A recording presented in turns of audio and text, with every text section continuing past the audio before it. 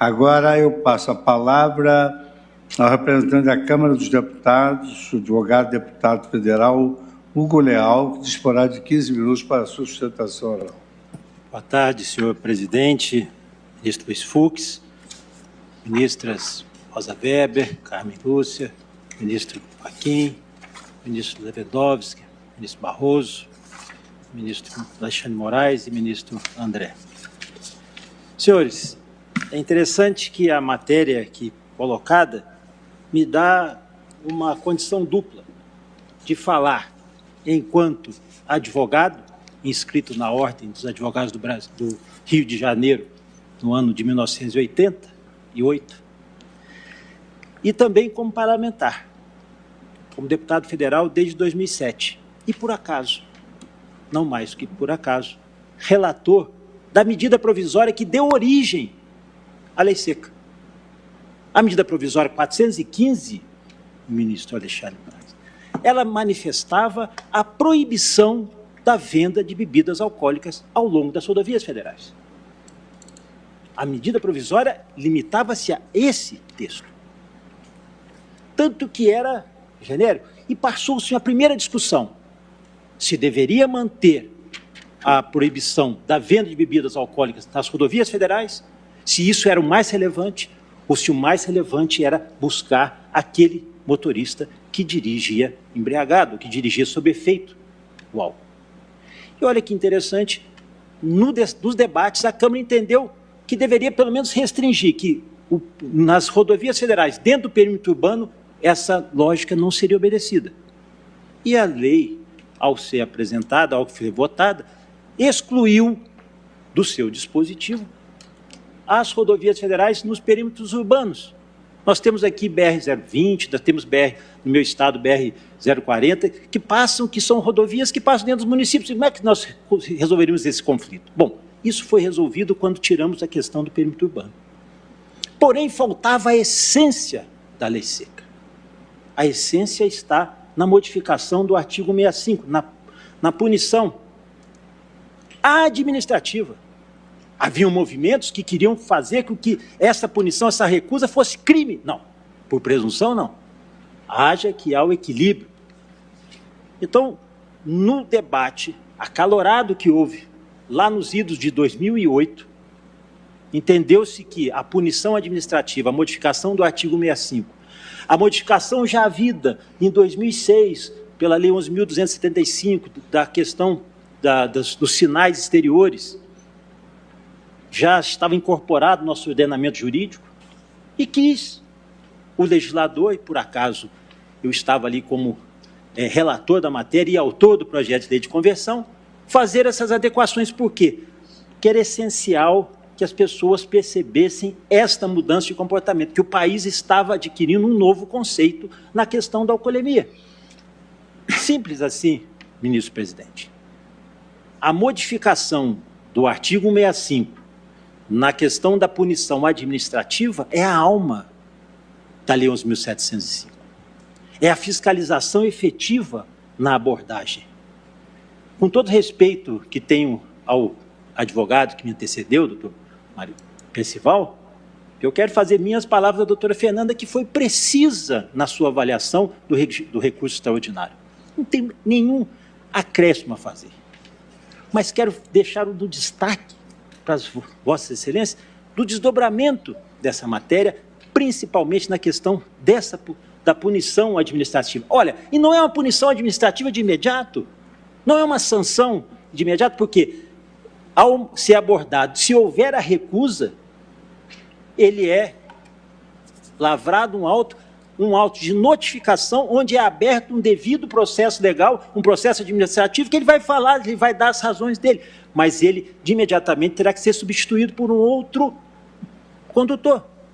Simples assim. Então, isso, o que nós estamos aqui a debater, e peço também, encarecidamente, a avaliação já feita pela Procuradoria-Geral da República, ministro Aras, é importante que nós possamos fazer essa ponderação. Não se trata aqui de proibição de venda, essa discussão eu acho que já está superada. Nós não estamos aqui com restrição à questão da venda das bebidas, e sim da essência da fiscalização, o poder de polícia.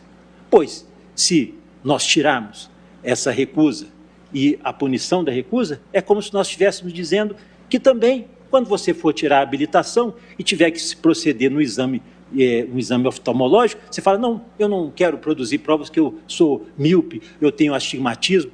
Eu estou dizendo, alhures, eu estou dizendo numa situação ceteribus paribus, quando diz economia, dispare, mas eu estou dizendo, o processo é administrativo, a essência desse debate. E vejam, senhores, que desde 2008 os números são extremamente positivos. Eu, como deputado, tive a oportunidade de participar da primeira conferência mundial ministerial em Moscou, na Rússia, levando o debate e a lógica da alcoolemia zero. E ela ficou consolidada, ela ficou conhecida mundialmente neste evento em 2009, em Moscou, na Rússia, tanto foi que influenciou o segundo encontro mundial ministerial sobre segurança viária, que se deu aonde? Nessa cidade de Brasília, no Distrito Federal. A segunda conferência mundial ministerial sobre segurança viária ocorreu aqui em Brasília, exatamente por causa das referências do esforço que o país estava fazendo na redução da sua acidentalidade. Então, ao se tratar do tema aqui, desses temas dos conflitos que porventura poderiam acontecer do ponto de vista do processo administrativo ou do processo penal, o equilíbrio está dado pelo próprio Código Brasileiro de Trânsito, que no caráter excepcional tem das penas, que está lá no 306, que a prova tem que ser efetiva, que tem que ter a fundamentação dessa prova no 306, não do 65, que se trata simplesmente de punições administrativas. Então, senhores, eu não vou cansá-los aqui em fadonhos debates e trazer mais do que já foi dito aqui pelo presidente na sua relatoria, na sua brilhante relatoria, profícua relatoria, foi muito incisiva, e se mencionar mais uma vez a manifestação da doutora Fernanda, que foi perfeita, nos pontos onde nós temos que conjugar. Agora, eu quero só chamar mais atenção para duas questões.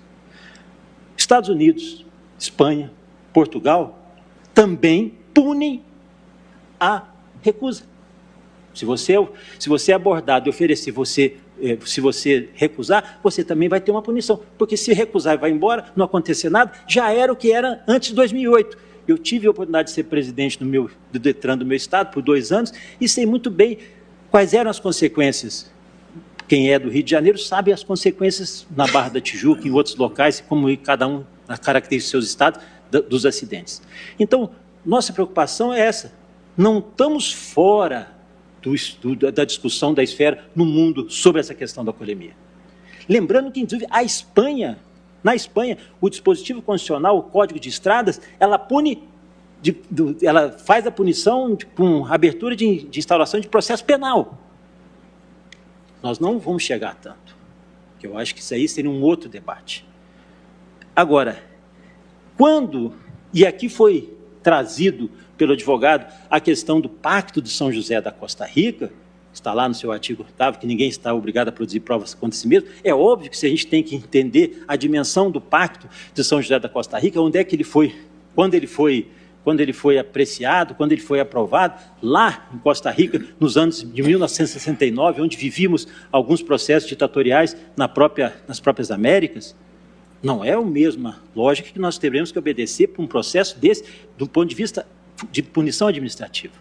Senão, eu quero emprestar também um dispositivo, e aí vou para o meu encerramento, senhor presidente, um dispositivo do próprio Código do Pacto de São José da Costa Rica, que ficou conhecido como Tratado de Direitos Humanos. Artigo 32, 2 pontos.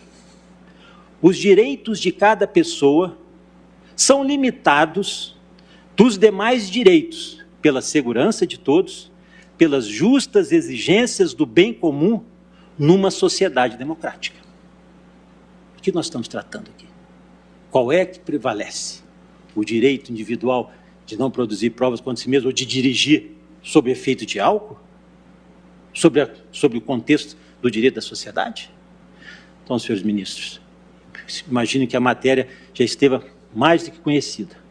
A lei seca vige durante esses 14 anos. E graças a Deus eu tinha a oportunidade, ao longo desses 14 anos, de permanecer na Câmara já no meu 4º mandato. Mas não perco a oportunidade de fazer esse debate sempre, porque eu entendo que isso é a preservação da vida. Isso é uma matéria que abrange toda a sociedade. Serão cerceados alguns direitos, ou direitos... E qual seria o direito que poderia estar sendo cerceado? O de beber e conduzir?